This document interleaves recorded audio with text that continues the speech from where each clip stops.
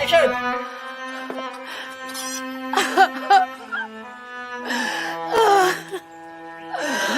Bilakah anak cucu aku boleh balik? Seorang diri di pagi raya. Sedap.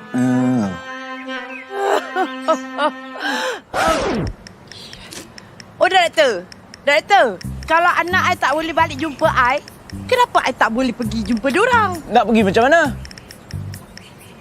Lah, tu apa? Itu kereta prop. Tak boleh bergerak. Tahu? Ini iklan raya tau. Iklan raya, ya?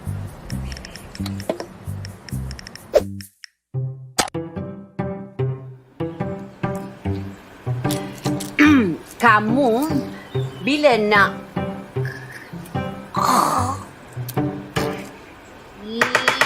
Kamu bila nak... Susahnya. Kamu bila naknya... Kamu bila nak...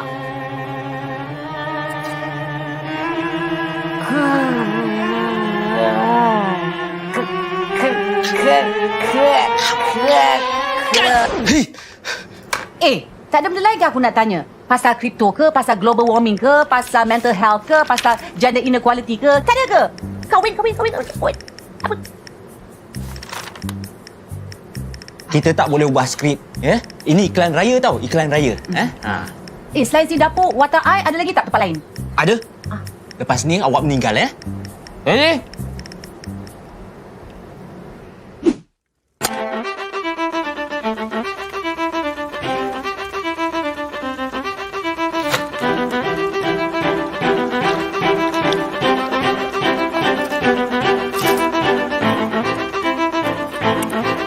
Crunchy kan? Rendang, crunchy. Feel ya, feel. Awak tengah nak masak resepi mak awak ni, ya? Mak awak kan dah meninggal, ya? Skrip yang cakap. Skrip yang cakap. Yes, more. I want more. Feeling. Okey, sekarang ni keluarkan air mata sebelah kiri. Sebelah kiri saja. Satu. Jangan lap. Biar. Yes. Good. Director, apa sahaja saya seorang je kena masak? Mana adik-beradik lain? Sudah tak faham. Kita tak boleh ubah skrip ni. Ini iklan raya tau. Actually, Tuan Director, I boleh masak tau. Boleh tak I masuk dalam scene ni?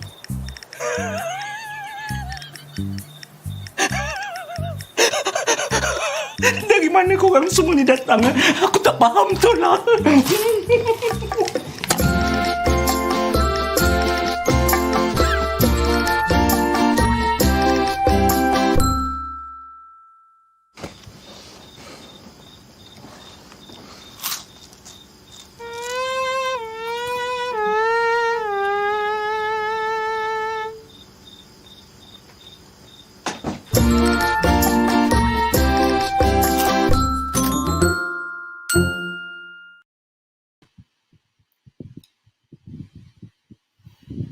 Hey, welcome.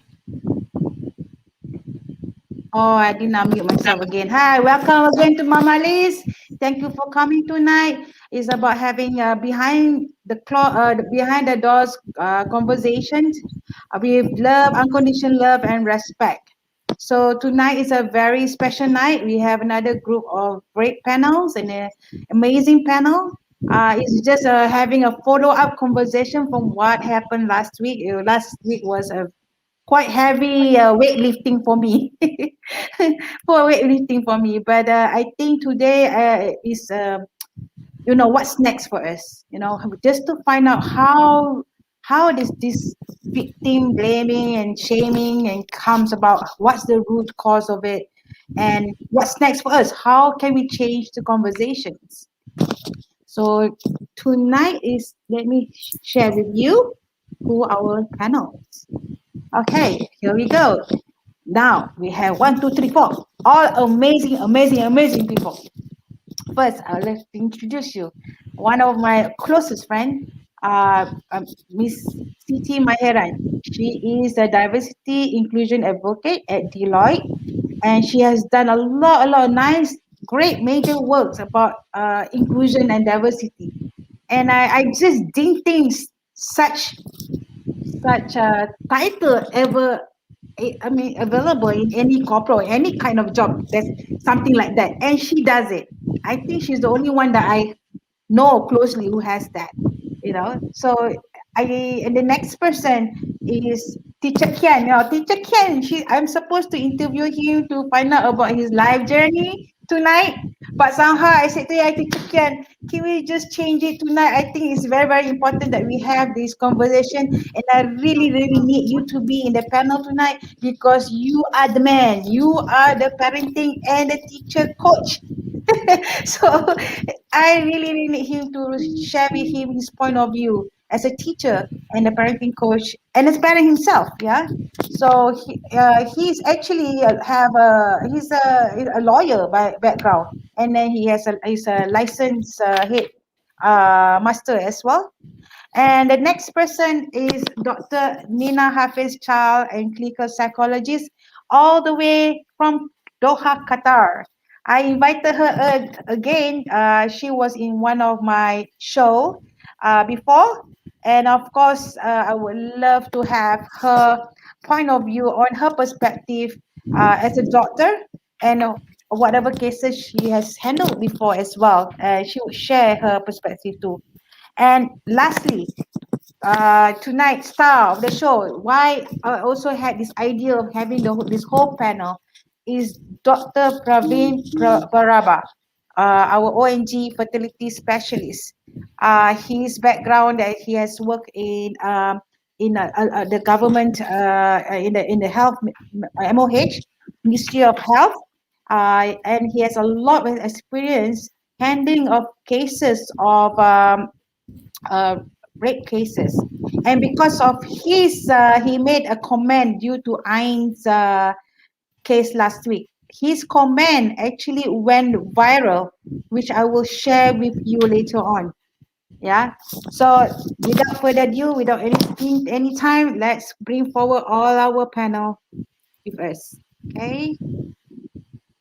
Hello, and welcome. Hi. Teacher Kean, so handsome as always.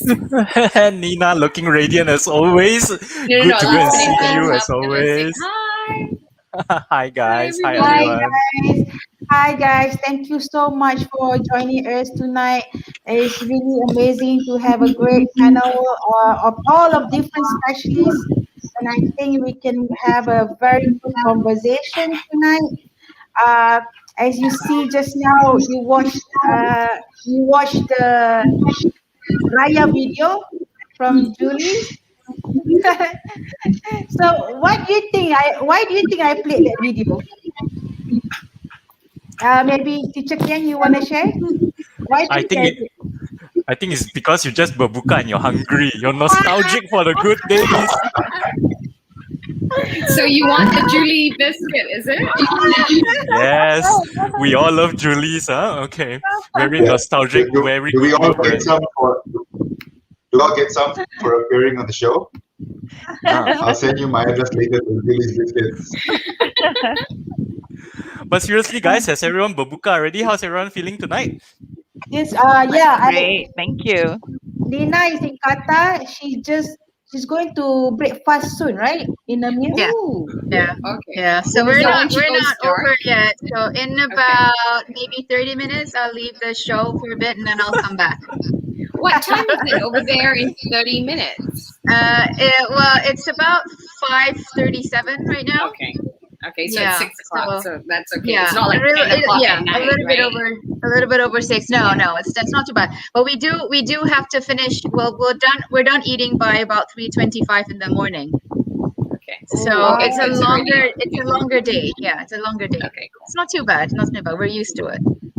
Yeah, so before I get to everyone's feedback why I played the video, maybe I'd like to ask the audience, let us know where you are tuning in from. and say hello to us. Who are you? What's your name? And then tell us what you think about the video. Why do you think I played the Julie's Biscuit Raya video? I think I know why, but then that's me. What about you guys? What about you guys tuning in? Why do you think Liz played that video? I thought that was so cool, pretty groundbreaking. Yeah. So maybe Dr. Nina, what do you think? I didn't see the video. I came in Oh, you late. didn't? Oh, you missed it. You missed it. Okay. I'm itching to contribute, to jump in here, you know. Oh yeah, Okay, Because I really let enjoyed the the video. inclusion Alright. experts say. Okay, maybe Siti Maheran, what do you think? It's about flipping the script. It's about gender stereotypes. It's it's a lot of things, but it's done in a such tongue-in-cheek way that helps us call out some of the iniquities, but in a funny way that is still palatable. So I really enjoyed that one. Yes. What do you think, Dr. Pravin? I think the linkage to what we want to discuss today is so important. I think all of us agree that the nature of the problem is such that changing the script as to how we as individuals and we as a society approach the problem is hugely important. And when you can get the message across like that, with humor, with fun, that it's applicable to a lot of people, then I think that's a brilliant way to start our message out. Because what we're talking about is really, really serious. But sometimes when you have a really, really serious topic, a little bit of humor to inject to get it going actually goes a long way. Yes, exactly. Because it's such a very serious topic. That's a way. I think our intention is really just to change the script. We're not here to judge anybody or what. We just need to find out what is the root cause. Sorry, I'm hearing some echo somewhere. I don't know. Is it mine? Yeah, I think it's yours. That's okay. Go on. So I think let's start about maybe I want to talk about Dr. Pravin on your viral comment. This is the viral comment of Dr. Pravin from what happened to Ain last week. So Ain is a 17-year-old girl that experienced something uncomfortable for her, that she made a report on a teacher saying that they make a rape joke and she felt threatened and not safe. And after that, she got a threatening message from the schoolmate to break her. So I think Dr. Pravin actually made a comment on about it, and it viral the whole Facebook. So Dr. Pravin, tell us what do you think of it? What made you before that, Dr. Pravin, could you share with us in a gist what your comment is about, because there might be people who missed it, Sure. Even though it went viral. Sure. So I think the background is done really.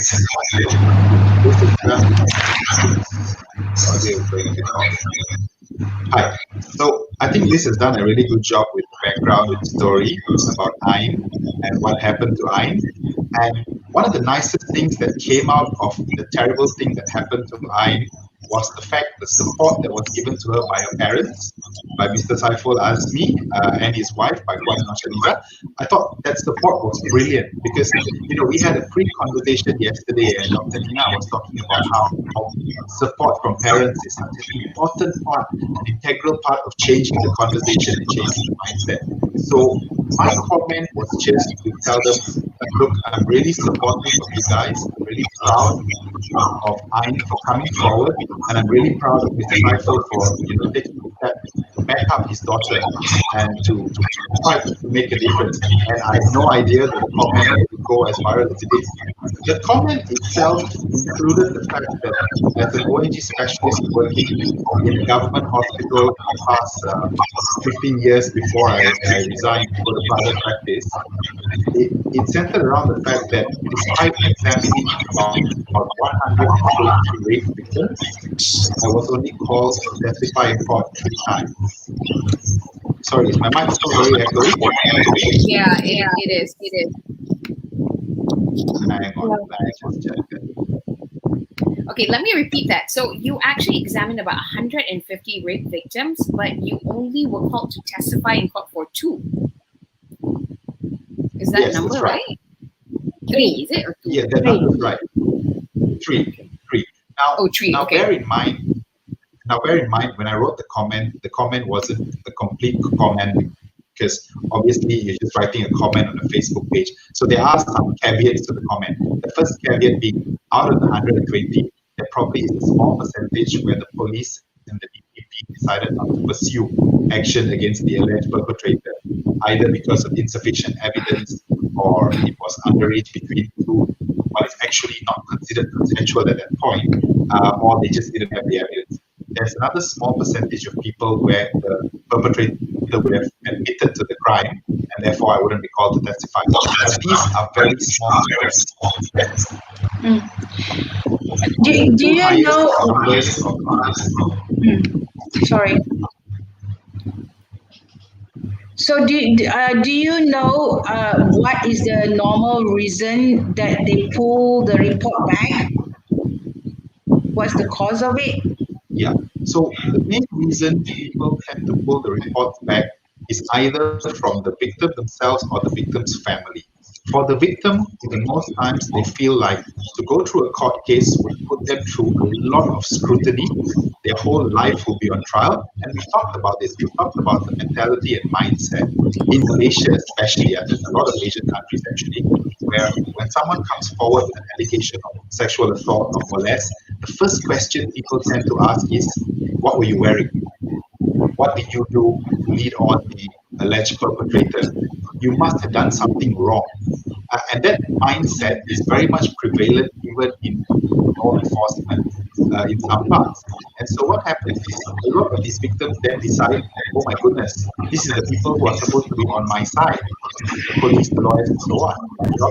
And if I can't get them on my side now, what's it going to be like in a court of law where an opposition lawyer is going to put my whole life on trial? So some of them actually withdraw because of that. A large percentage of them withdraw because of family pressure. And this is something where I think the biggest change we can make coming from tonight, this show, and going forward in the future, is if we can get families to support their children in times like this, their children, their sisters, their brothers, and whatever else. The problem is for the majority of families, they think this will bring large-scale embarrassment to the individual and to their family as a whole. So they actually pressure the victim to pull back the report. And the common sayings that you hear from the patients are, oh, doktor, kalau diorang tahu balik kena rokok, tak ada orang nak kahwin. If they know that you've been a victim of molest, they're going to blame your parents. They're going to blame your husband. They're going to blame the people who were supposed to be there to protect you. And so because of this, a lot of families think they're doing the right thing and protecting their children or their family, their loved ones, by withdrawing the police report, therefore saving them from the so-called trauma of going through a court case, not knowing that the trauma of having to live with a sexual assault or less can be far worse. All right, so Dr. Pravin. I just want to shout out here. Saiful Nizam is Ain's father. He's online. Yeah, thank you so much for your hi. Hi, Saiful, Saiful. thank you so much for joining us, and you've been an amazing father to Ain, amazing support, and I'm so happy that you joined us tonight. Maybe you can also give your feedback. Like what is Ain facing right now when people don't believe her, or what do you do and how do you do How do you support your teacher, Ken? Yes. Okay. So now, what Dr. Pravin has just mentioned, I think is really, really important. Now, I think that most audience members are commenting that there's a lot of feedback. Now, I think that what Dr. Pravin says is really, really important. Maybe we should try to fix this audio issue and get Dr. Pravin to repeat the severity of what's going on. Yeah, there is some sound like I don't know where it's coming from. There is like a sound. I don't know. Liz, can you check if it's yours? No, it's not mine. It's not my sound. Okay, why don't we mute each one and see? Yeah, each one. Okay, so I'll mute mine first.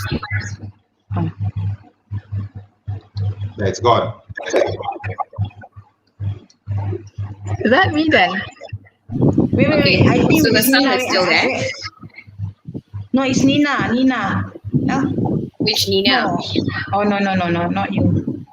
So it's still there. Let me. Okay, next person to mute, please. Okay, Teacher Ken is on mute.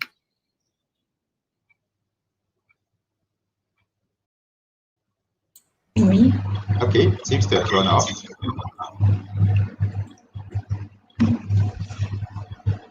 Oh, maybe it's coming from this one. Yeah, like a fan or something that's nearby. Okay. It must be my fountain.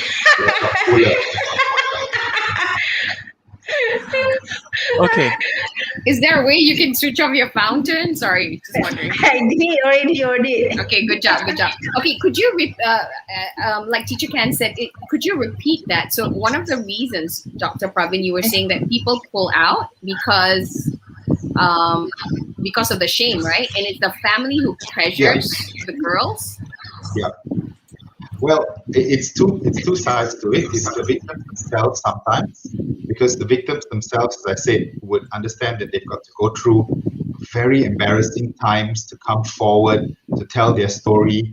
And a lot of times, despite the fact we try to, maintain anonymity, their story will come out to the public, and then the victims will get shamed, which you saw. I mean, Mr. Saiful is watching. First of all, I'd like to say, Mr. Saiful, you're doing a fantastic job. The reason I wrote that comment is I'm so in awe of parents who stand up for their kids, having seen what I've seen, and I think you guys are fantastic. You and your wife are doing a fantastic job.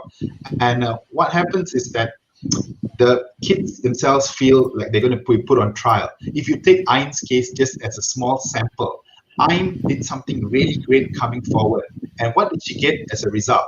She got lots and lots of comments about what she was wearing, and lots of comments about is she qualified to speak, does she have a grudge against the teacher, and all kinds of other nonsense like that.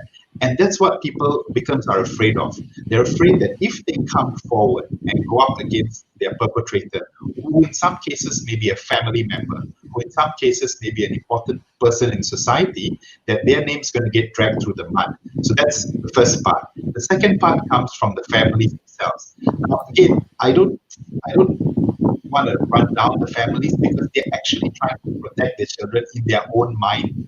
They think that by taking the girl away and withdrawing the report, they're protecting her, or even if it's a boy, they're protecting him because he doesn't have to go through a court case.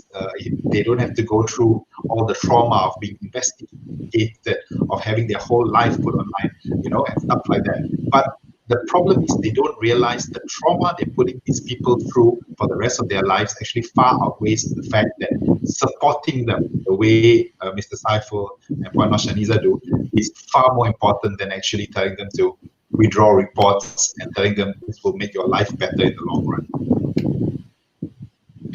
I think there's another third part, which is on the victim side, because you are mentioning on the part of the society, on the perspective of the family, and then there's also on the victim as well. For example, I'm the victim myself on my rape during my adulthood. When it comes to me, And I thought that I didn't want to report because I thought the society will think that way about me. They will think because I wear sexy, I dance sexy, I go clubbing, I hang out with my friends. Their perception was that nobody's going to believe me. So I don't have the self-respect for myself. I didn't have the self-love for myself. I don't self-love. I don't have the no self-worthy. So I think I need to change the conversation in my own head first. I think that's what Dr. Pravin was saying. When they think they're trying to protect the family by not addressing it, the even bigger problem is the victims have to deal with this. What Liz is doing is she's taking it to the next level. She's saying that after the family tells you these things, you start to believe it. If people tell you enough times that you are wrong, if people tell you enough times that you are at fault because you were too sexy, because you were out late at night, because you didn't have your partner with you, you start to believe this. If the people telling you this are your loved ones, are the people closest to you, you will start believing it, and in your mind you will say, I must have done something wrong for something so bad to happen to me, and therefore the right thing to do is just to put it all behind me. So what happens to those kind of women? So what happens to those women or men, for that matter, when they carry this? Just wondering. But before that, I want to ask Yayang. Yayang, you remember you talked to me and you mentioned about this where people. I can't remember what you call it. It's a name. Yeah. It's validation, right? You're invalidating the experience of the victim. So by saying that it didn't happen, protecting it, and never speaking about it openly, the child or the person who's been impacted by the sexual violence have not had a chance to process the emotions, the trauma that they went through, right? So this invalidation over time it layers itself, and it has such long lasting effects. So even I can see that from my own experience when my daughter had to go through a sexual harassment case where she had to report that, and she went through the proper channels. I was supporting her, and I could see the toll it was taking on her.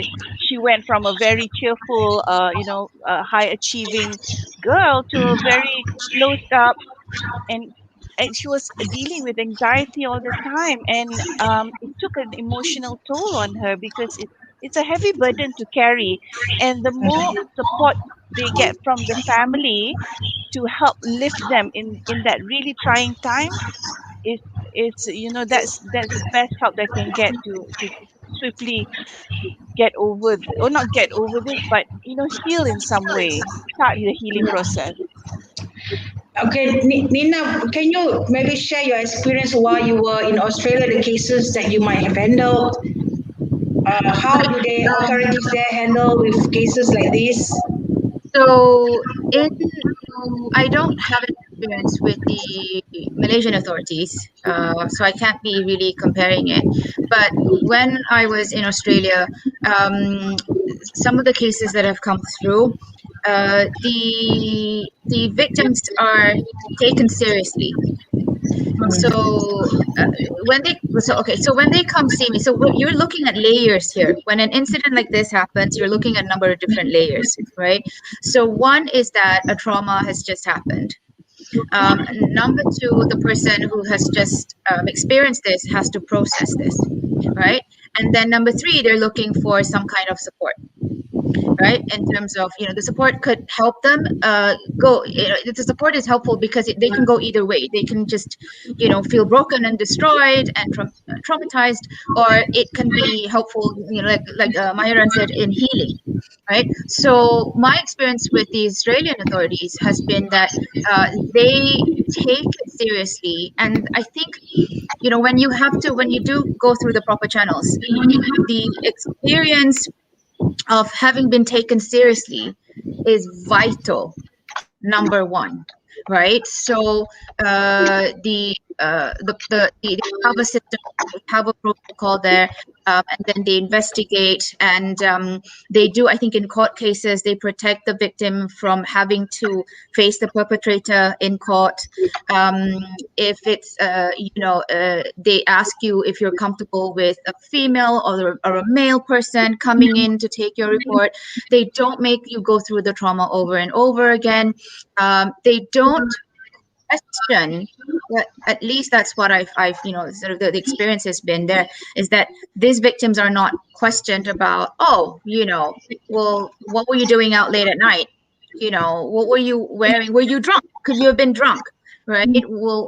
How long have you known this guy? No, those questions, I think because of their training, are not even asked first. If they did ask those things, it's to get details of the cases rather than asking to accuse the person or trivializing their experience, right? And so they go through the system, feeling quite supported and quite protected, right? And so I think that is very, very helpful, because otherwise you're traumatized having to go through the same, the channels over and over again. And then I think it's the reaction. I think they've been trained to not react in a way that questions your story and questions the credibility of your experience. But what I've also seen is that it's demoralizing for the person to go through somewhat a second degree harassment.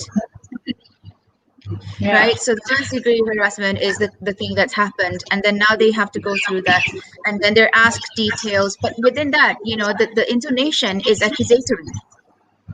Yeah, So absolutely. that's really, really not helpful. So then, the person that is meant to help you, the person that you go to, who is meant to put this right, is not even on your side. So then trauma that they suffer after, like Dr.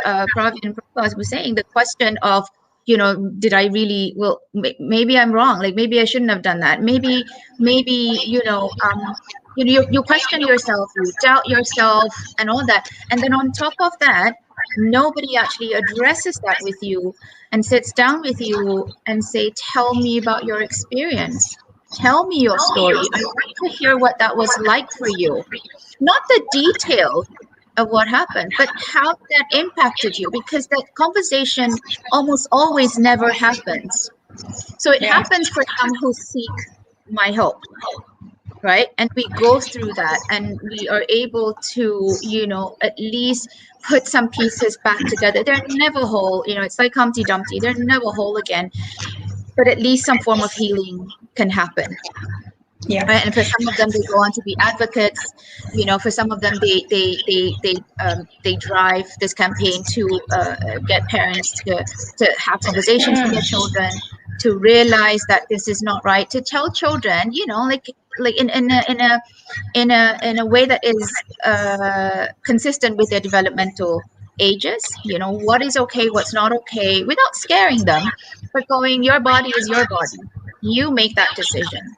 Nobody else gets to make that decision, right? And teaching that from a young age. So it makes sense when the authorities take your case seriously.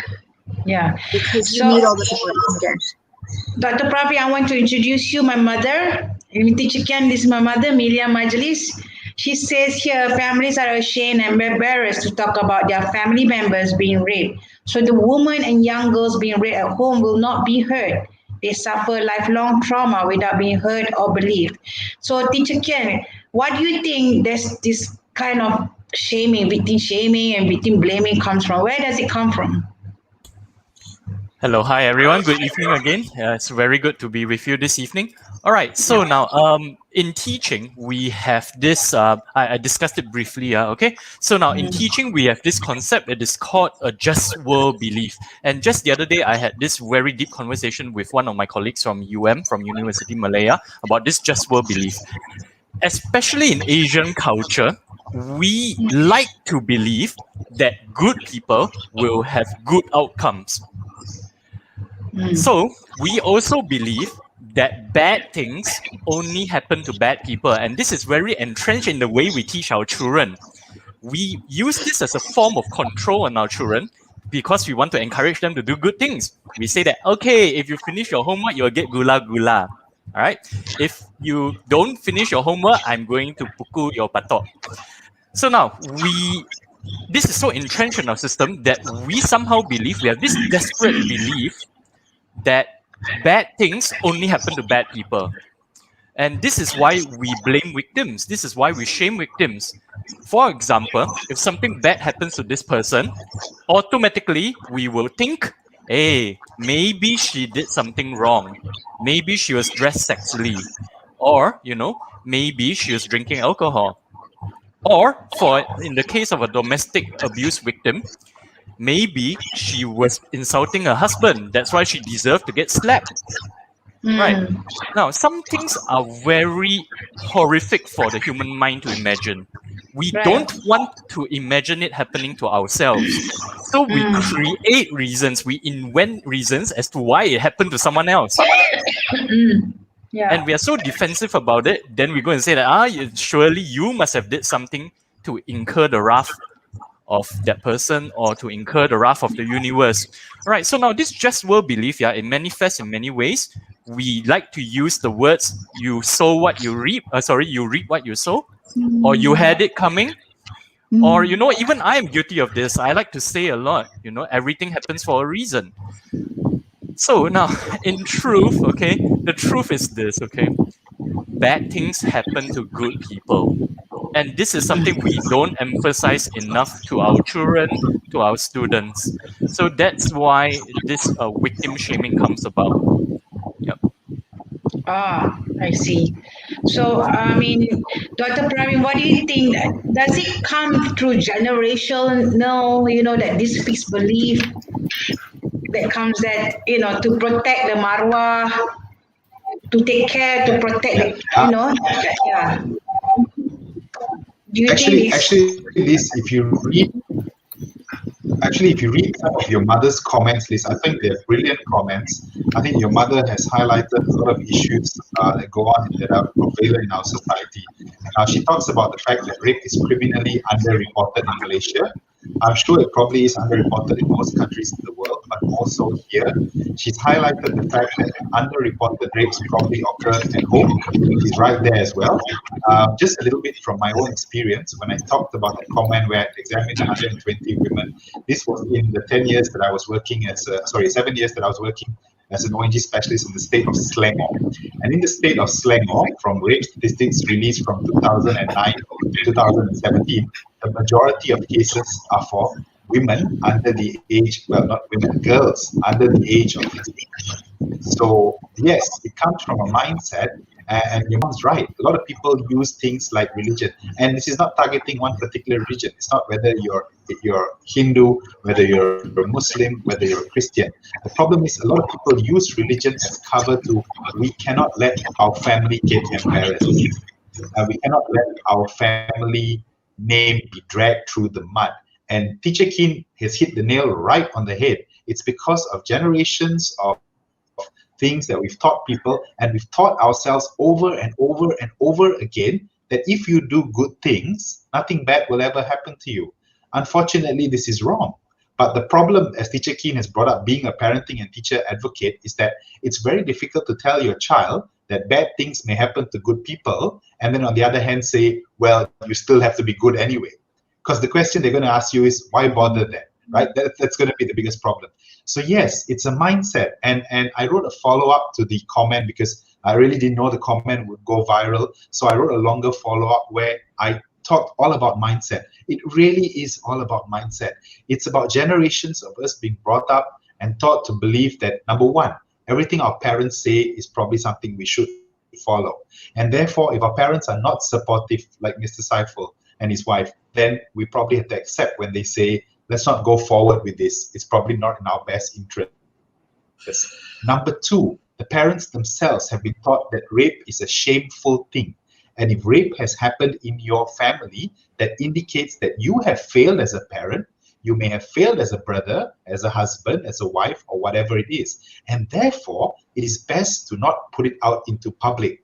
Why make a failure public? So this is the mindset we have to change. We have to understand the fact that I think we talked about change. Yesterday, we had a pre-show where we all talked about change. We all said, what are the things that could have helped us achieve change?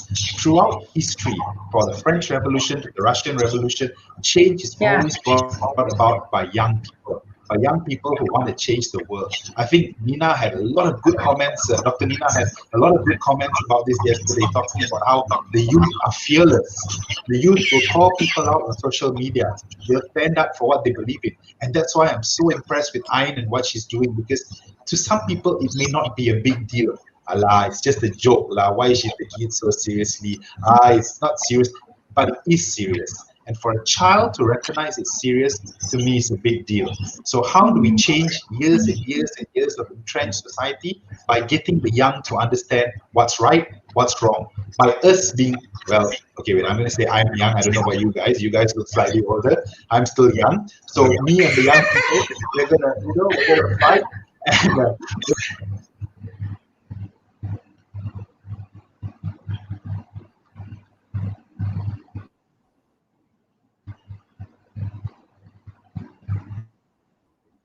Nama, is he frozen? Hello? Nina, if you want to say something, do unmute yourself. I think I'm on mute. No, I'm the one who's on mute. Okay, so while waiting for Dr. Pravin to unfreeze himself, Nina, do you have anything you want to add, or Siti Maheran as well? So I'll come. I have to go soon, and then I'll come back. We had the conversation yesterday. I was saying, because working with young people, and people are always saying, the older generation are saying, social media is just wreaking havoc on young people's lives. It's messing them up. It's bad for them and all that. That's not what I see. From my experience, working with them, the younger generation, the generation now, they're amazing. They are very aware of social issues. They call out bad behavior. Even if it's through a TikTok video, they use that platform. We're thinking about, well, how much of a difference this 2-hour conversation we're going to have is going to make. But the thing is, we have to give credit to the younger generation now who are having those conversations. They do it in their own way. They have their own special way, but they're amazing in how they get these issues across. They get these social awareness across. I don't have a TikTok account. I have TikTok on I get on my Facebook feed, and you watch it, and it is amazing. It is amazing, and I think it needs to start now. It starts with them. They're talking about it. There's no conversation that is uncomfortable. There's no conversation that is awkward. We need to have them because they're real conversations. They're conversations that matter, and I think the younger generation gets that. They call out racism, they call out, just issues that are usually taboo. Like when you started doing this, Liz, you wanted to talk about things that are taboo. The younger kids are talking about that now. They're having those conversations, in their own way. And I actually really have hope for the future for them, because I think they're amazing in how they bring up these issues. They bring it out in the open. And then it's also indirectly educational, because one of the things that we were discussing yesterday was that when we talk about this, we go, well, they're talking about a teacher, and Ayn's point of view is, you are in a position as an educator. You have influence over the students that you teach. Your words carry weight. Right? You're supposed to be more mature and wiser than them. You're not supposed to be making things like this into a joke, and kudos to her for calling that out, right? It takes a lot of, gumption and guts to actually call that out. But I also think it's because that those conversations are somewhat now more normalized within their generation. It's not taboo. We don't hide it anymore. And we're going to call out bad behavior for bad behavior. It doesn't matter if you are a teacher. It doesn't matter if you are an imam or ustaz. It doesn't matter if you're a priest. It doesn't matter if you are a doctor. It doesn't matter. If it's bad behavior, we call it out. It's not acceptable. Period. End of. She's not trying to lash out or hit out at the teachers. Like all the teachers, she's not lumping them all in the same group. She's just saying this particular person who happens to be a teacher who has a lot of influence on the children that they teach. They're not supposed to say those things. And I'm going to call you out on that behavior. You can't just simply say those things and then brush it off and dismiss it. And then the sad thing is, what I see is that people are questioning her. People are, why are we doing that when she's actually brought up an issue? And she hasn't even named this teacher. She hasn't even named the school. I know people can obviously find that out, but she herself hasn't actually pointed that out. She's pointing out the behavior, but we, for some reason, cannot see past that. And we go, oh, she's a little bit, that's a bit rude. That's your teacher. You shouldn't say that. But no, yes, you do respect your teachers. You do respect everyone. You respect a 2-year-old. That's what it is. Respect doesn't mean you're a teacher, you get more respect. You respect a 2-year-old, right? Yeah. But the conversation that she's trying to bring up is that behavior. I'm going to call out on that. That's not acceptable, and hopefully that's going to start something. Yeah, exactly. Really. I think that's what I was trying to point out from the earlier video, where the norms are you don't say anything. That's the norms, you just follow this old script. But the thing is, there is a new script now. There's a new script. Yep. It's a different new script entirely. And I made a post today about this one person was saying, oh, she's doing nothing special. It's already something that people are doing already, making aware. I mean, these things happen already a long time in the 60s. And I say, yeah, it's true. That people are not aware it's going on. The difference is that at that time, in the 1960s, people don't voice out and express themselves. In the 1990s, I can't express myself. There's no platform for me to express. When there's injustice, where do I find my voice? But now it's so easy to express. It's easier for the current generation and find the information and education online as well. Yeah, I absolutely agree. I think kudos to the younger generation because, they are using technology to their advantage and really amplifying their voice because they can call out, they can see it for what it is. So it's about inequities in power, in privilege, in position. Yeah, right. So if they are not, if those things are being are not being is not equal, then they will call it out and they're not afraid to do so. And because the thing is that they know that we cannot keep doing the same things like what the forefathers did, right? So the fact that they are brave enough to change the narrative, to be able to against cultural norms, against what their parents are talking about, this really, like what Dr. Nina said, it really is about gumption, right? A next level of gumption that we do have hope for the future with the young ones taking the lead here. And what we can do as parents, as teachers, is really just to support them, to listen to them and say, I hear you, I support you, and I believe you, right? I think that's what they need to do to just be the best, to lead our future. If I can just add to that, I think we've started off the conversation as to where we want to go. We've pointed out that young people are the catalyst for change. But the next thing we need to do is, who are we targeting for this change? Yes, the young people themselves, because they're going to grow up to be great leaders, they're going to grow up to be parents. But we're also targeting current parents now. We're targeting parents with children, with young children. We're targeting parents with adolescent children. We're targeting parents with teenage children. we're targeting teachers. Teacher Kean brought this up yesterday. He said, you're also targeting teachers. You want teachers to change their mindset, because when some people were critical of Ain, some of the people who were critical of Ain were teachers. And this is because, Teacher Kean brought this up yesterday, this is because of the whole kita jaga kita kind of mentality, that teachers have to stand up for one another even if they're wrong. If a doctor was wrong, yes, he's my colleague, but I can't stand up for him just because he's a doctor. There has to be a right and wrong way. So it must be very clear that our target audience are these people. Our targets are not the 50 and 60-year-old perverted uncles who make terrible comments on Facebook and Instagram, because like it or not, you're probably not going to change them. You can talk to them for 12 hours straight and you're probably not going to change most of them. But who we are going to target are those who are on the fence. We're going to target those who didn't know before this that making a joke about rape is considered inappropriate behavior. And this is a large percentage of people. I don't know if you're going to share the diagram of the rape culture pyramid, but right at the bottom of the pyramid is lewd jokes, rape jokes, and things that enable people.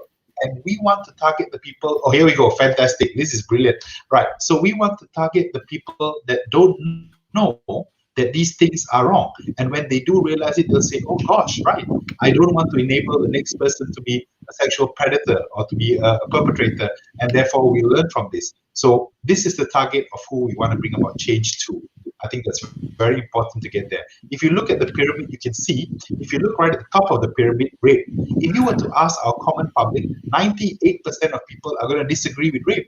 2% of those who don't are probably the rapists themselves. But how many percent are going to disagree with the bottom line? Just rape jokes, just a slightly sexist attitude, just locker room banter. They don't realize that this is where it starts from.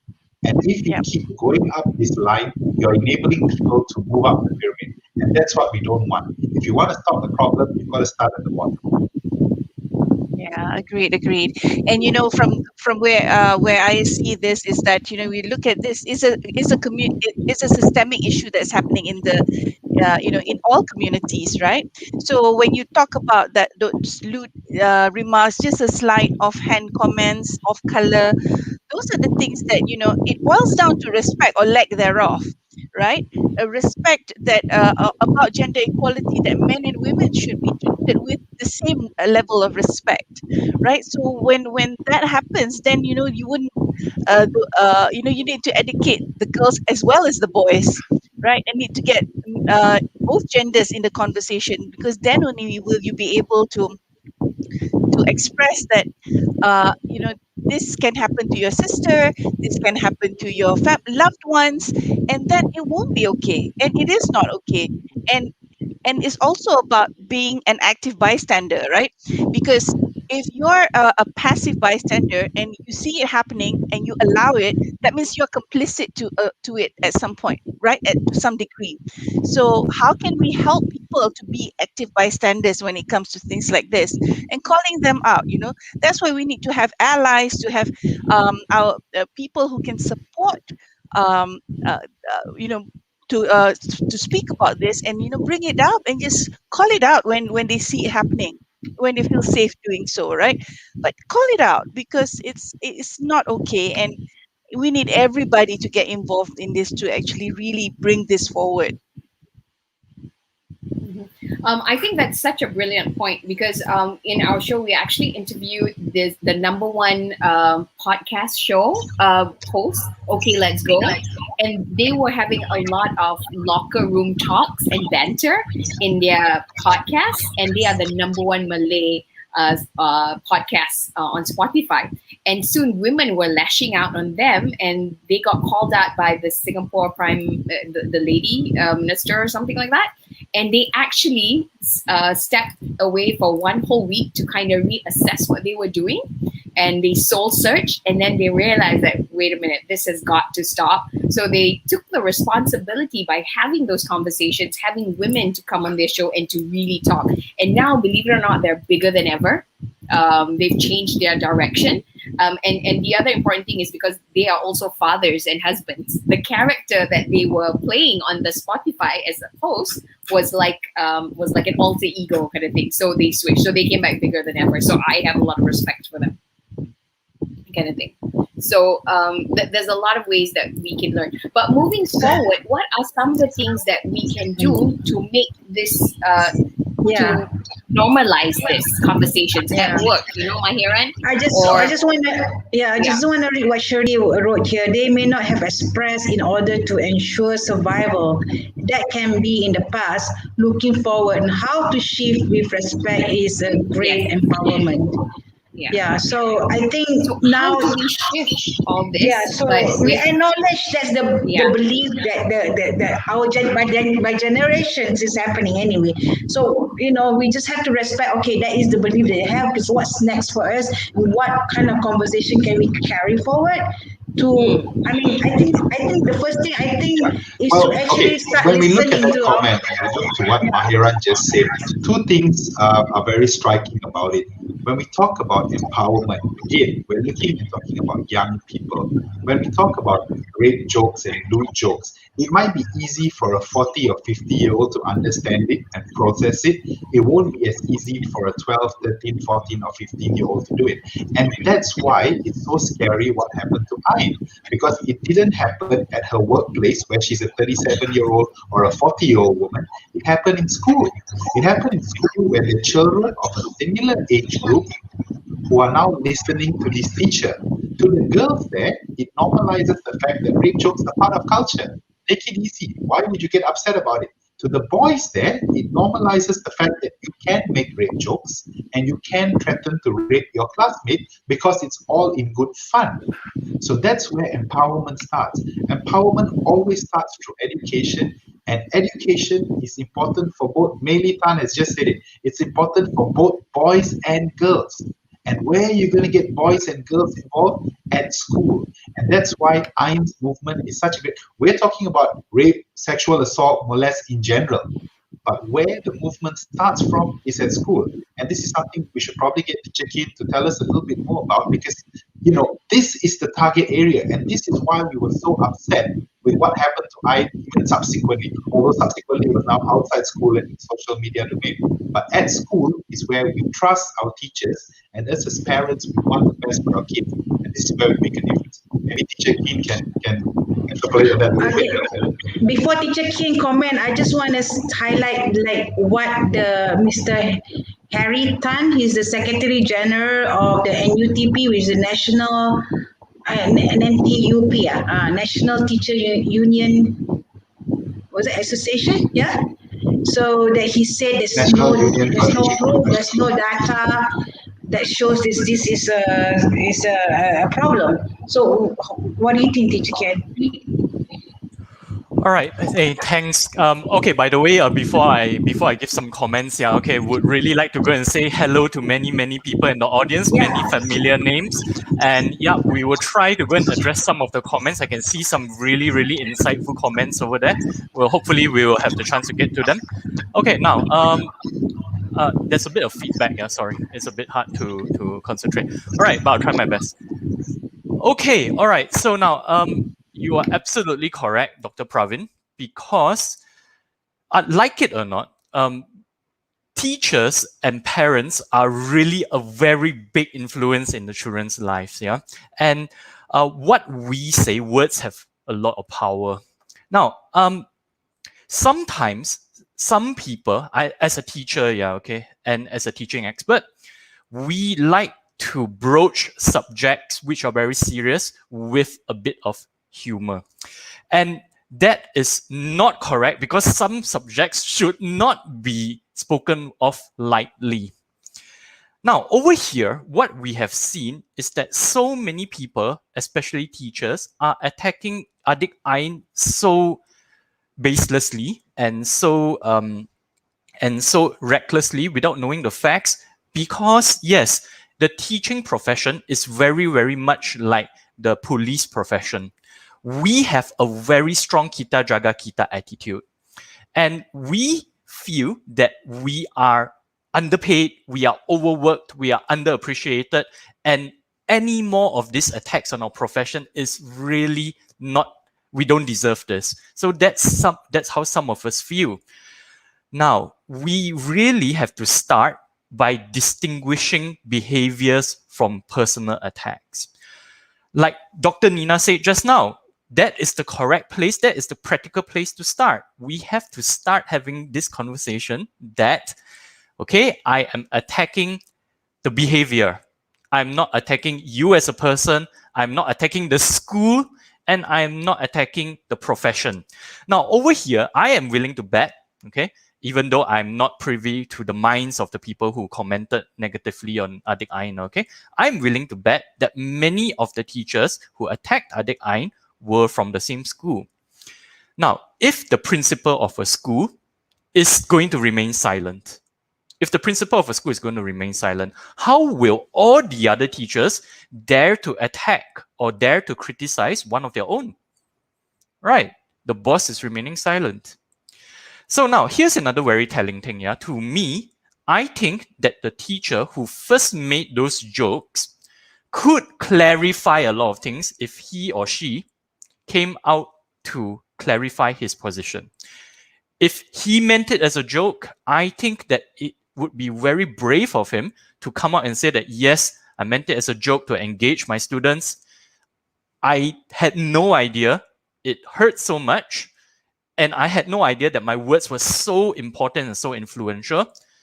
I know now to take responsibility, like Nina shared just now, right? Taking responsibility is a very big thing to do. Okay, so now where do we go from here? First things first, okay? I think that as parents and teachers, we really have to go and tell our children that sometimes bad things happen to good people, even though we try very hard. Sometimes, despite your best efforts, you just fail the exam, right? Okay, sometimes you work very hard, you just fail the exam. Sometimes, even if you take care of yourself, you dress properly, you do everything which is expected of a good citizen, someone will come along and give you the worst day of your life. It has nothing to do with you. It was just that, you know, that person chose you and you are a victim. We really, really, really have to start having conversations, and we have to go and break this Disney belief. You know, Disney is feeding us, or, you know, good people, princesses will always have the good endings. You know, if you're a prince, you go and fight the dragon, you're going to save the princess, and somehow magically, two people who have never met before will have a happily ever after type of ending. No, Disney and society has really made it easy for us to go and control certain behaviors by promising people that if you behave in a good way, you are going to get a good result. But it's not always like that. All right, we really have to start teaching our children that no, bad things happen to good people. Just because something bad happened to you does not make you a bad person. So now that's where I would start. Another way I would start with teachers or with the police profession or with people who are who have very tight-knit communities is that we have to start using something we call universal language. So now instead of saying you are wrong or you shouldn't act like this, we can say that we all have to learn to be more tolerant. We all have to learn to be more sensitive to what we say, because what we say carries a lot of weight. So now I am a firm believer in leading by example. If we were to keep pointing at that teacher who made those jokes and say that, if your sister got raped, you wouldn't be saying that. If your mother got raped, you tahu pun. Now that's not helpful. What we can do is to go and say that, yes, okay, all of us could use a bit more empathy.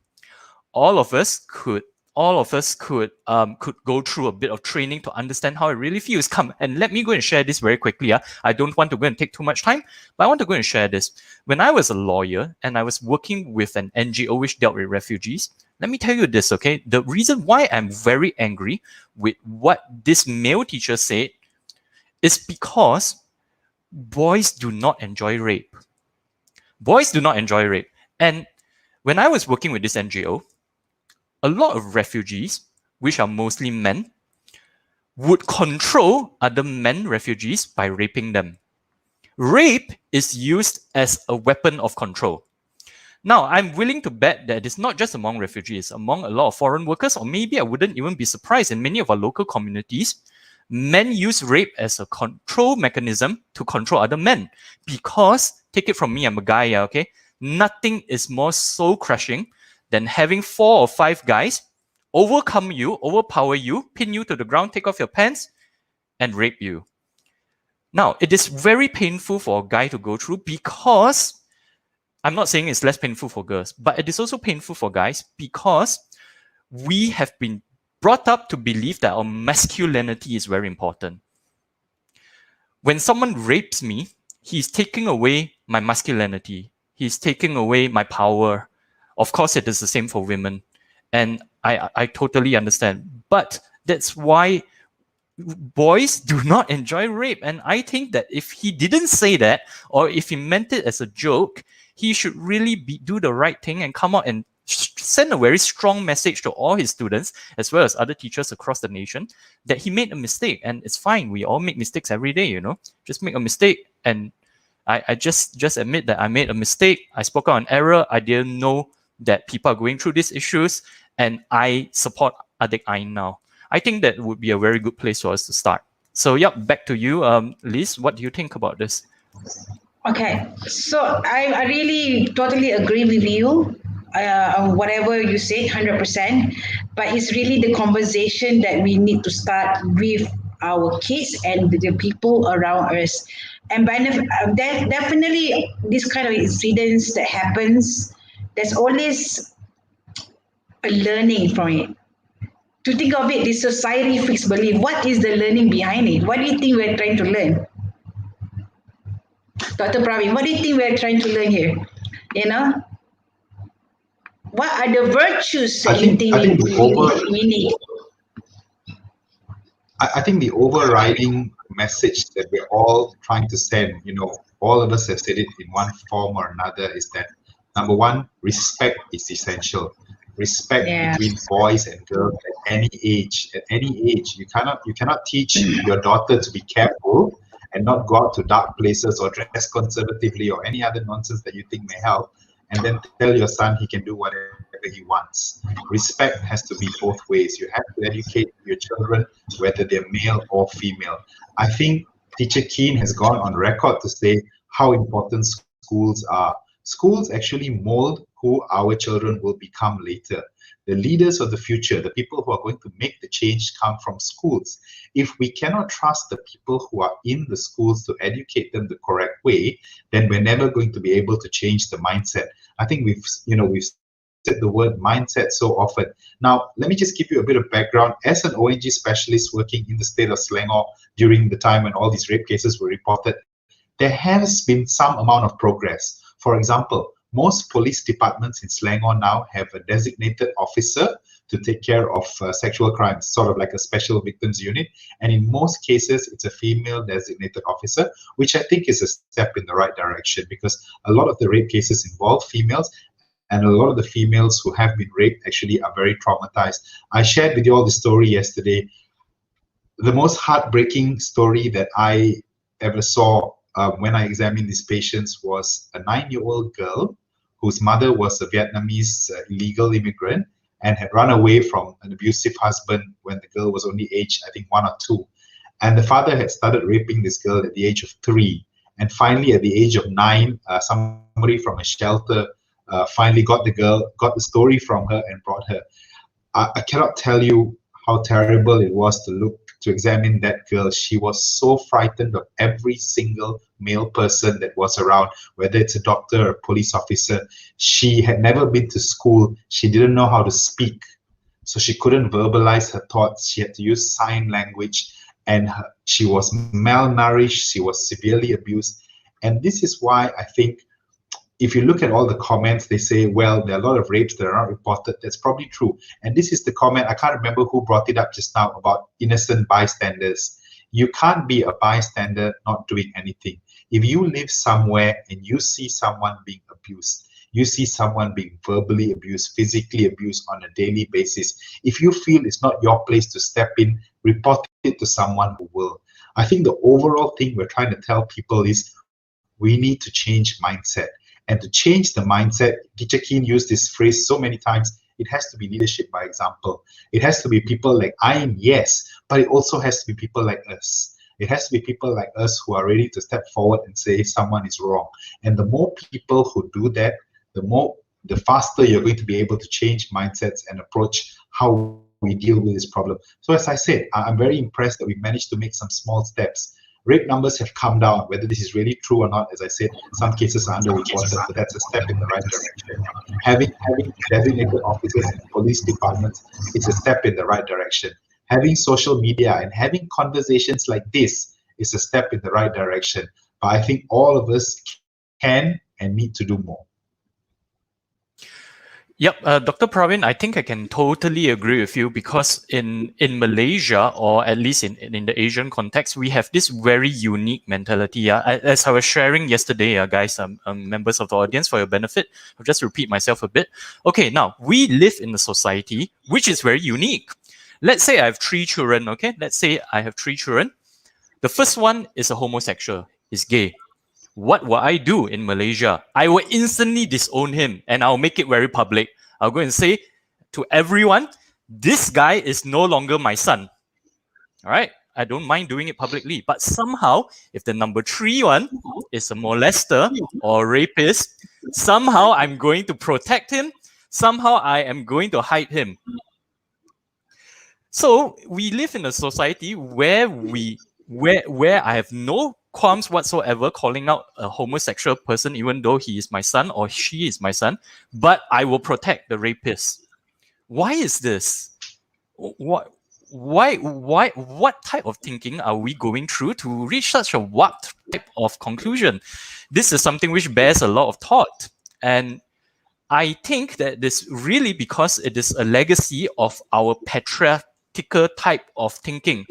Women used to be viewed as properties, right? In the Asian context, not just in Malaysia, right? In many countries in Asia, women used to be viewed as property. And if someone defiled my property, then this property no longer has any value. So this is the legacy of our thinking. And yeah, I think there's only one way to really address this, like Maheran has mentioned, like Dr. Nina has mentioned, and Dr. Pravin has mentioned. It really has to go back to a re-education of the mindset, and so that's what I think we really have to have a deep conversation about. Okay, yeah, and when Teacher Kean, also if I may just add, when you talk about the education, right, it's about creating this community or this mentality of safeguarding, wanting to safeguard everybody, right? So we talk about communicating and ensuring that the girls know what to do, and as well as what kind of support is available for them, what's the pathway for them to report, and that they know that there is safe for them to report, and there's no retaliation. And also the boys are involved in this conversation, right? So that they can not only watch their own behaviors, but watch the other boys' behaviors as well. So I think that's that safeguarding mentality is what parents and teachers can do in schools to actually start having that conversation around safeguarding. I think, I just want to highlight like what Shirley has said about teaching the virtues and what that is safe to say no. What are the virtues you want to teach to the children? That what is. I think that conversation has to start from the parents and the children, and in school between the teachers and the kids. And between the kids as well, to have this conversation. How do you see a respectful relationship? How do you respect each other? And then we can see how's their perception, what's in their mind. I don't think anyone has ever started this kind of conversation a little bit from school or from at home, because this kind of conversation is not an easy conversation to have. I think a lot of parents find it difficult to open up to their kids to talk about this. I mean, I talk to my kids because I learn from my kids as well. My kids are 5 and 7 years old, and I have this deep conversations with them. What do you think I interviewed them that day. Okay, so if somebody become mean to you and or bullying you or say bad things to you at school, what do you do? Then she said, my daughter, her answer was that, oh, then just say something kind back to that person, And then my son said, tell him to stop, it's not good. So they know, they're aware because I have this kind of conversation, but this kind of conversation normally doesn't really happen between parents and in school. Maybe there is a way for us to even, I think, I'm sure teacher Kean, you have this kind of thing, conversations between kids, and I don't know, in school should have this kind of conversation. There is a program, to talk about. I mean, I know they have this sex education. So sex education or what tata rakyat zaman kita dulu, what tata rakyat lah. So this kind of conversation I think needs to ask about the virtues that we need to teach to our kids to go forward, and what is a family, what are friendship, those kind of conversations. All right, so yeah. Yep. Sorry, can I Dr. just add a Pravin, little go bit to that? Yep. Sorry, just a quick one, Teacher Kean, before you get in. One of the problems with what you just said, Liz, is while it's fantastic for parents to have that conversation with children, and not a lot of Asian parents do, but slowly that's changing. The problem is, and I want Teacher Kean's input on this, the problem is when the teachers try to have similar conversations with the children, some parents become offended.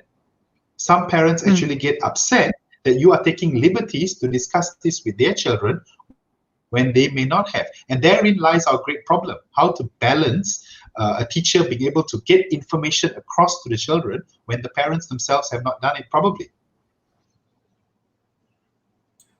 Yep.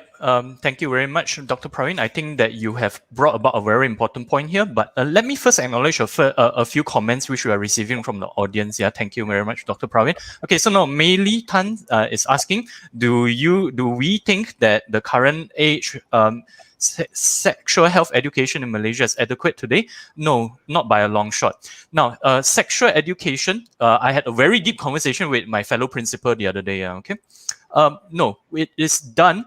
And it is brushed away very quickly, just as a matter of satisfying the credits required. It is because the teachers are not very comfortable with speaking about it.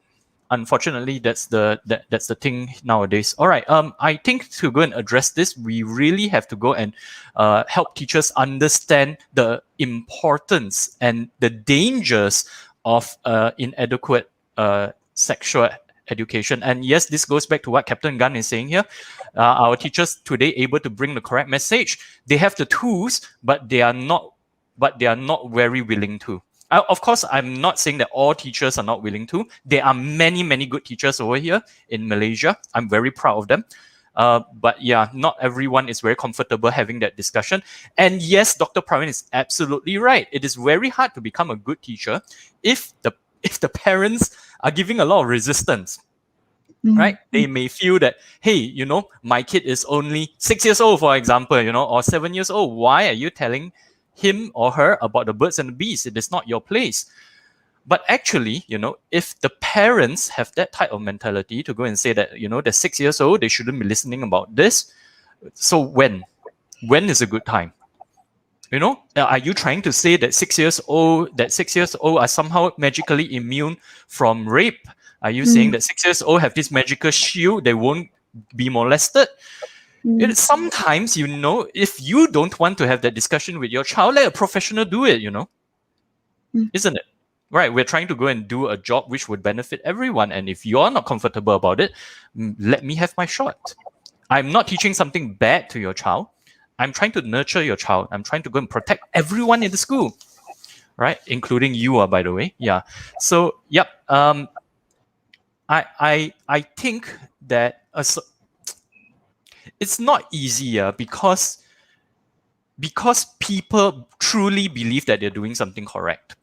When someone tells their child, okay, so you were assaulted, or someone did something bad to you, someone raped you, or you were assaulted, I think that maybe you should keep quiet. Now, they are saying it. Yes, some of it is because of shame, but a large part of it is also because they're trying to protect their children in the best way they know how. And I would really like to go and hear from the rest of you on this. What do you guys think? People who shame their victims or people who tell their children to keep quiet, you were raped, it is better for you to have, it's going to be an easier life on you if you keep quiet about it. What do you guys think about this? I think it's an act of survival. It's an act of survival.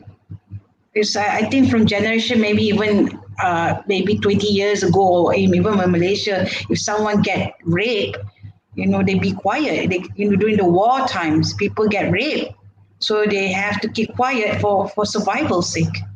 So I don't think they meant to do harm, but it is like that. It's due to the generation. They thought they're just there to protect, but then it didn't have the effect that we want. and then the healing part is not addressed. I think the healing part also is not addressed. It's not.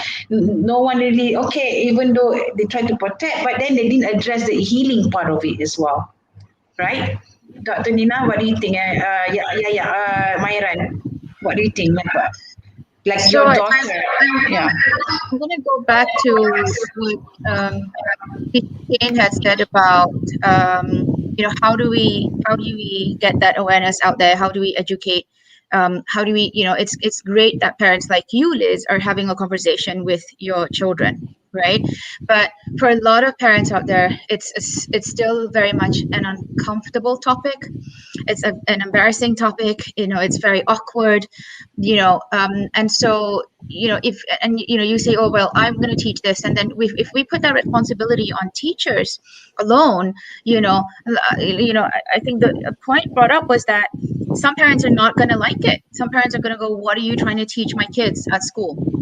So maybe, and this has always been somewhat of a personal vision of mine, I've always wanted a mental health and personal safety and personal, all of that kind of curriculum in schools. Because you're not just teaching your children academics. They spend a big portion of the first, 20 whatever years of their lives learning, getting education. Why can't that education involve learning about people with different abilities, people who have, who are neurotypical, aneurotypical? Why can't we have conversations about what mental health is about? That's how you get a good society. You get society who is respectful of people's different abilities. The curriculum, but the curriculum has to come from the top. And the curriculum has to be such that it removes any bias from the teachers themselves, because the teachers, whatever race, religion, and experience they have, are going to have their own bias. Okay, so we need to have a standardized curriculum that removes all of that bias. My children and I have had conversations about, where babies come from. And when I decided they were big enough, they asked that in a very serious way. And for me, it is a very matter of fact type conversation. It's science, and this is what happens. And I would rather have that conversation, even if I felt a little bit awkward about it, okay, then let my kids get the information they need from somewhere else. Because this is the thing. You're assuming that the 6-year-old is not going to understand about the birds and the bees. They're not going to understand what, words like homosexual, bisexual, transgender, and you're assuming they don't understand. My kids at their ages know more than me at 8 and 9. I have a coming to 16-year-old. My eldest is coming to be 16, but I have an 8 and 9-year-old, okay, who know all of these terms, who can define these terms for me when I only knew them in my late 20s. Right. So the kids are actually very exposed to this. If you watch TV programs, Netflix, you're on TikTok, you're on social media, they're on YouTube, they are aware of this, And so you first of all, you're going to have to assume the younger generation are actually a lot more aware of these things than we are. Now, where do we come in? We come in and we explain those things. And I always say to them, no matter what that person chooses to be, okay, you still have to accord them respect as a human being. You still have to respect their choices. You still need to be kind to them, because it says a lot about you than it is about them, right? And that's a choice, and they may have, you don't know what they're going through with the choices that they make, but you still need to have respect, and have a conversation. They're still human. They're still, maybe they're still a kind person, but maybe they choose to live their life in a different way. But the conversation needs to happen where you have to talk about that, not just about, because then that's where racism comes from. That's where, just I can't find the word right now, but just, when you are just discriminatory. But the conversation actually comes from home, right? So children are going to get different sorts of ideas, whether you like it or not, because they're so exposed right now to social media. They're just so exposed. You just have to assume your children know more than you think they do. But you also want to be able to have that healthy and safe conversation with them, just because that's how you protect them. That's how you protect other people as well. That's how you protect other people's children as well, indirectly, by having healthy, constructive conversations with your kids, right? So I don't care if it's awkward. I don't care if it's uncomfortable, right? You just need to get past that as a parent. You need to move past that as a parent and go, we need to have this conversation. If your goal is to keep your child safe, then I would think feeling awkward and uncomfortable for a short period of time, I think that's a great bargain. That's not such a bad thing, Yeah. So Maheran, you are a diversity and inclusion advocate. So you know about this kind of curriculum. So maybe you can share your experiences on how can we implement in terms at home and at school. Yeah, what I do for a living, it really, permeates to my home life as well. So I think my children are also DNI advocates, because I talk about it all the time. That, actually my then 13-year-old was the first one who the one who came up to me and talked to me about how certain things were heteronormative, and I had to Google the word, because 13 years old and she could come up with the word heteronormative.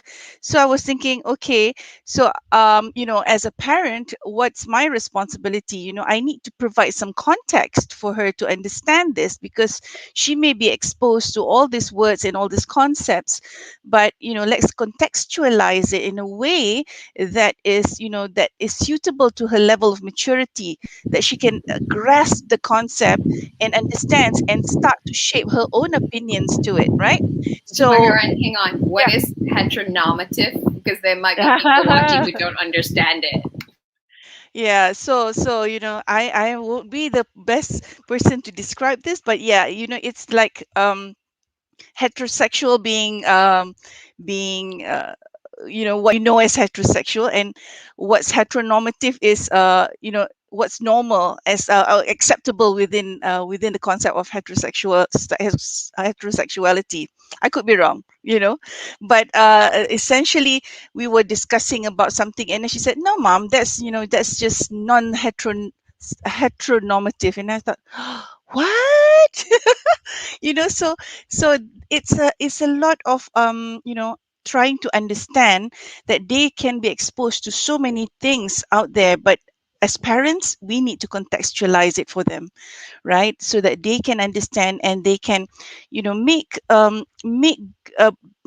shape their own thoughts and make decisions for themselves. So like what you were talking about, Dr. Nina, about being discriminatory and having all these discussions with children, and these are all world issues that's happening right now, and it's happening in their lives, and it's very real for them, right? So that it's something that they need to understand, and and and for us, it really begins in that having that daily conversation. Inclusion happens in conversations, right?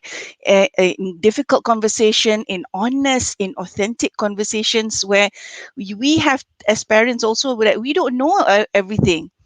So it's really through the conversation that we start understanding from their point of view, what's important to them, because they're very discerning when it comes to what's there and what's not there. So if, say for instance, an organization comes up with a social media post, and and somebody makes a disparaging comment to it, and if you were to turn off disable the comment section, that's a big no-no, right? For the younger generations, because they value that two-way interaction. So they no longer want to have any conversation that's just top down, right? But they want to be heard. So if we are not creating spaces for them to be able to do that, then they would not be able to, we will not be able to allow them to appreciate all the diversity that they can see around them, and also they won't be able to look at what are the things that's holding us back from real true inclusion, but allowing people into our space, either they're similar to us or they're different from us. What do they bring to the table? So allowing them to see and appreciate what's important in other the strength that people bring to the table.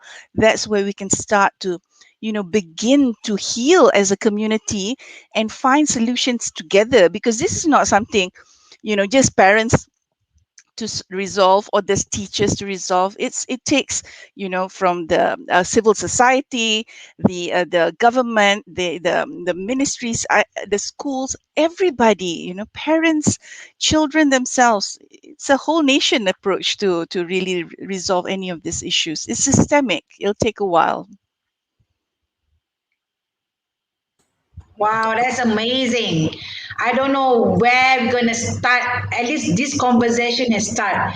But I think we could start from home first. For me, I believe as a parent, I think each of us, we can't start from the school and nation and the authorities. Yes, we want everybody to be part of it and start doing it. But I think we have to start from us first. All of us as a parent, start doing it first, and then hopefully it will move towards together with the rest of the society and community to where we want it to be, right? Dr. Pravin? Yeah, no, you're absolutely right. I mean, I'm listening to all of you, and all of you are telling stories about how you interact with your kids. My son's only 10 months old, so the deepest conversation we have is about susu and poop. But having said that, you guys are the parents we want. You guys are the parents we're targeting. We're trying to normalize to everyone out there that it's okay to have conversations with your kids. Now, it's up to you. If you want to start, as Teacher Kean said, at 6, as Nina said, at 7 and 8, that's fine. That's your prerogative.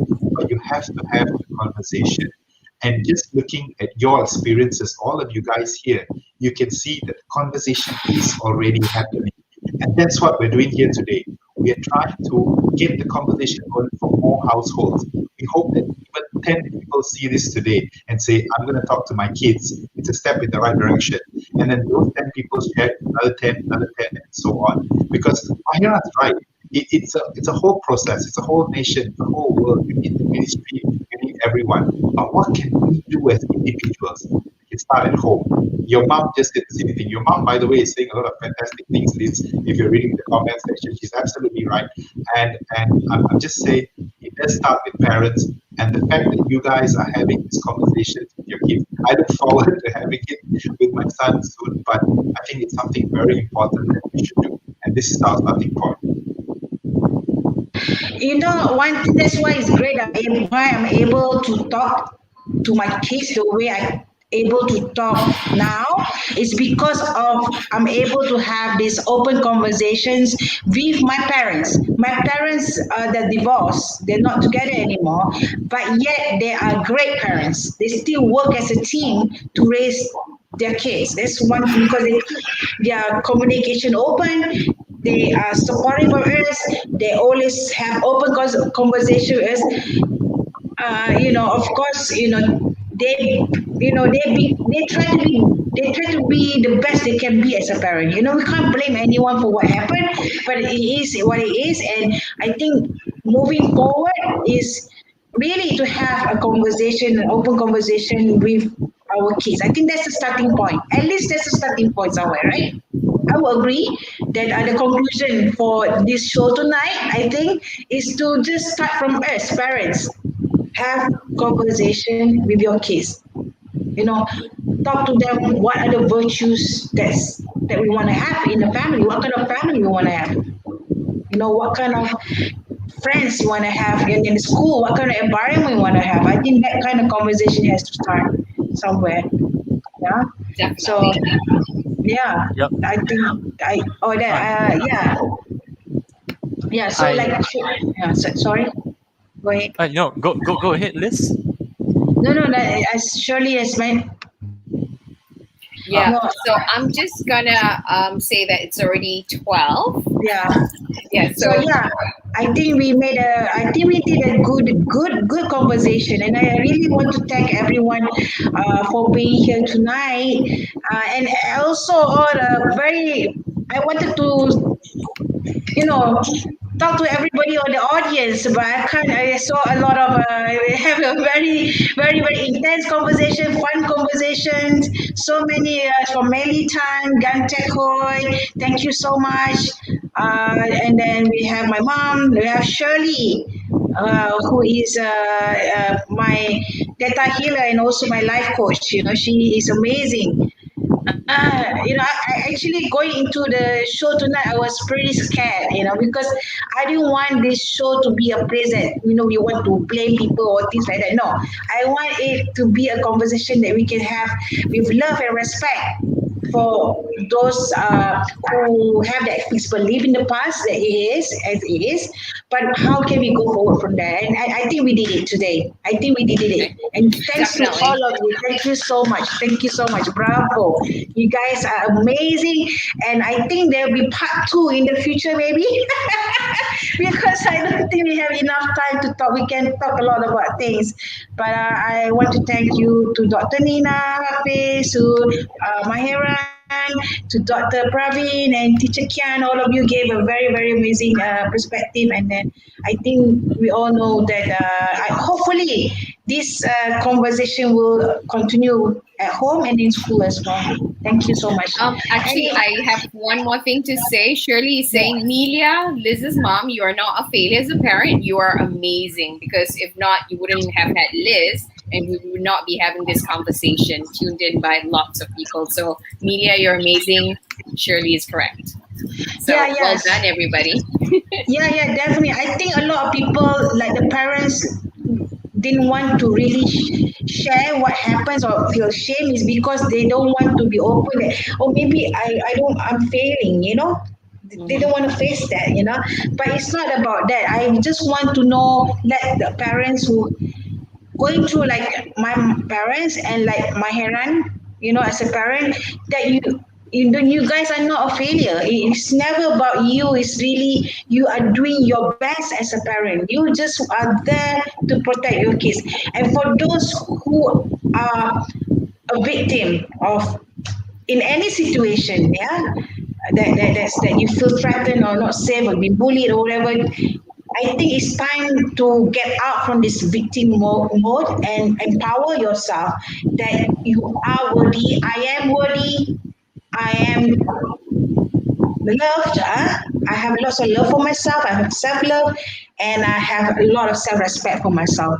That conversation in my head, we as a victim take over, and we empower yourself. Instead of victim, we are victorious. We are victorious.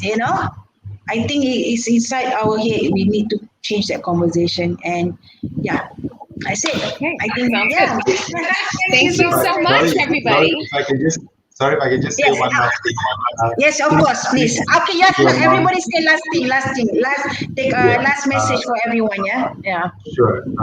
To your mom, no, you're certainly not a failure as a parent. I think the biggest thing by which we judge parents is by how their children turn out. And just looking at your one child that I've seen now who's trying to make a difference in the world, to me that's not a failure. Divorces happen. A lot of parents have to work tons. I work crazy hours. I'm actually going to the hospital right after this. I hardly see my 10-month-old son. But if I can impart knowledge to him, if I can make him half the person that all the people on this panel are, I still feel that I'm a success as a parent. So you're far from being a failure as a parent. My take-home message to everyone else is that I'm very glad that my comment went viral, not because I need 15 minutes of fame, I don't, really busy as it is, but I'm glad it went viral because people understand that rape is not talked about in this country enough. People understand that not enough alleged perpetrators are punished, and that's the mindset we want to change. We've talked about it at great length. Our take-home message is start to change from yourself, but my take-home message to you is, my message was to tell you, my comment was to tell you, there is a problem, but we can all work to fix it together. Thanks a lot for having me. Maheran, what is your message to everyone? Yeah. Well, I echo what Dr. Pravin has said, that it starts with a one conversation, and if everybody just makes that one conversation every day, it will start to move the needle on where we can see this making a real difference. Dr. Nina, Yeah. your last message? I have faith. I have faith that we as a community, can go forward with this, because I think that we're starting with conversations, and we're going to follow up on those conversations, and then great things, they start with a small stride, and so eventually we'll get there. But I think we have to support each other. We have to continue to support each other. We have to bring these issues and these topics up to the surface, so we can have a constructive conversation, a healthy conversation, a helpful conversation. And again, you're talking about doing things for the future generation. This is one of them. We can support the future generation in that sense. The older generation, things are what it is as it was in their time, but doesn't mean that they still can't take part in this conversation. They can come forward. They can go, okay, so teach us what we need to know, or let's discuss this. And it's always wonderful when you start somewhere, and usually it's with a conversation. So hopefully, we'll make great strides. And well done, Liz, on pushing for this conversation to come to the surface. And everyone that's part of this team, you guys are amazing. I'm very honored to be part of this conversation tonight. Teacher Kean, yeah. All right, so thank you very much for organizing this, and thank you to my lovely panelists, co-panelists. Now, this is something which I've been saying, and I really hope that Encik Saiful or Adik Ain is around to go and hear this as well. The good thing which resulted from all of this is that now almost everyone I know is talking about this issue. And Adik Ain, this is my message to you. Whenever someone scolds you or makes baseless accusations about you, be comforted and take strength from the fact that everyone who leaves a negative comment on you is generating more discussion on this very issue. Everyone who scolds you will bring out more people who want to understand about the issue, or who want to go and defend you. So this is the one good thing which came out from all of this. Now, my biggest takeaway to everyone else, especially if you're a parent, is this. One of the cardinal rules of parenting is this, yeah?